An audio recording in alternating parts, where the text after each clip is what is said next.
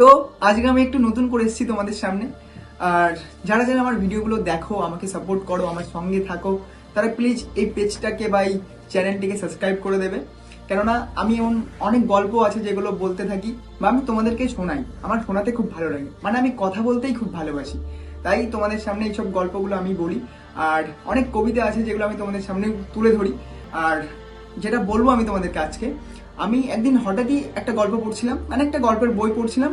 গল্পটা হঠাৎই আমার সামনে আসে। কোথায় যেন একটা লেখা পড়েছিলাম। লেখাটা কেন জানি না মাথা থেকে সরাতে পারি না দীর্ঘ একটা সময় ধরে।